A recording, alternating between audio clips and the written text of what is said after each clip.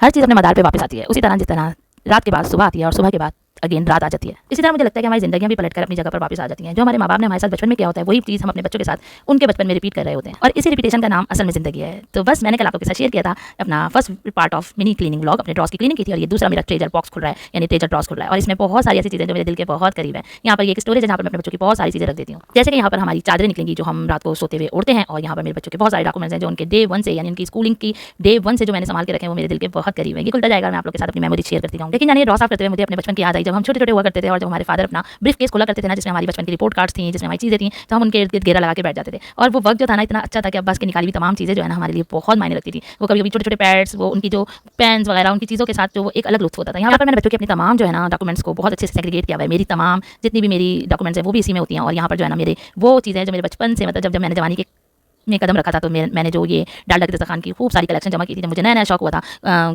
College में cooking करने का, तो बस मुझे बहुत शौक हुआ था, तो मैंने ये तमाम चीज़ें जो है ना खरीदी थी। तो कभी कभी कुछ चीज़ें आपको अपने बचपन में वापस ले जाया करती हैं। यही नहीं, शादी के बाद भी जो है ना मुझे बहुत शौक था कि मैं डालडा के दस्तरखान का पूरा कलेक्शन जमा करूँ। तो मैंने अपने हस्बैंड से बोल के ना मैं हर महीने उनसे एक बुक जरूर खरीदवाती थी, और बस वो शौक तो अब कहीं चले गए क्योंकि इंटरनेट ने और यूट्यूब ने उन तमाम चीज़ों की जगह ले ली। वरना ये चीज़ें जो थी ना वो यकीन जाने हमारी ज़िंदगी का सबसे बड़ा खासा हुआ करती थी। ये मैगजीन्स, ये जो है मेरे पास आज भी मेरा दिल नहीं चाहता कि मैंने कहीं भी सेल आउट करूँ और इन्हें कहीं भी जो है ना थ्रो करूँ। वो मेरे दिल से इतने करीब हैं कि बस हमेशा याद करती हूँ, देखती हूँ, फिर एक बार साफ सुथरा करके अगेन इसी के अंदर रख देती हूँ। तो कल हम बच्चे थे और हमारे माँ बाप हमारी चीज़ों को इसी तरह संभाल के रखा करते थे, और आज हम अपने बच्चों की डॉक्यूमेंट्स और अपनी से रिलेटेड छोटी छोटी चीज़ों को इसी तरह संभाल के रखते हैं। ये चीज़ें मायने नहीं रखती, लेकिन जो है ये वक्त के साथ साथ हमारी चीज़ों को बहुत ज़्यादा मेमोरेबल बना देती हैं, क्योंकि जब हम इन्हें खोल के बैठते हैं ना, इनको देखते हैं, तो यकीन जाने अपना बचपन में कहीं खो से जाते हैं। या मैंने अपने बच्चों के ना तमाम डॉक्यूमेंट्स को जो है वो बहुत अच्छे से सेग्रीगेट करके ना तो मैंने रखा हुआ है, और इस तरह से इनको प्लास्टिक रैप में कर दिया है। इन सब की डे 1 से, यानी प्री नर्सरी से लेकर अभी तक की जितने भी परफॉर्मेंस मिले हैं, जितनी भी इनकी रिपोर्ट कार्ड्स हैं, वो सब मैं इसी में रखती हूँ। और कभी कभी याद करती हूँ और बच्चे बड़ा खुश होते हैं जब मैं इनको खोलती हूँ, तो देख के बड़े जो है लुत्फानंदोज होते हैं कि अम्मा यार आपने तमाम चीज़ें संभाल के रखी। मेरे ख्याल में हर माँ का ही ऐसा ही होता है, वो अपने बच्चों की छोटी छोटी चीज़ें जो है, मैंने तो देखा कुछ बच्चों की जो माएँ होती है ना, वो उनके बचपन के कुर्ते, उनकी छोटा वाला कुर्ता जो उन्होंने सबसे पहले पहना होता है, या वो चीज़ जो उन्होंने सबसे पहले यूज़ की होती है, वो एक कॉपी जिसमें उन्होंने पहली बार लिखा होता है, वो भी संभाल के रखती है एज अ मेमोरी। तो आप लोग बताइए कि आप लोगों ने अपने बच्चों की क्या क्या चीज़ें जो है वो संभाल के रखी हुई अभी तक, और जब आप देखते हैं तो आप अपने बचपन में अपने वक्त में वापस चले जाते हैं और बड़ा इंजॉय करते हैं वो वक्त जब अपने बच्चों की चीज़ों को खोलते हैं। मेरे ख्याल में हर माँ के दिल में जो है ना एक ही जैसी फीलिंग होती है अपने बच्चों को लेकर।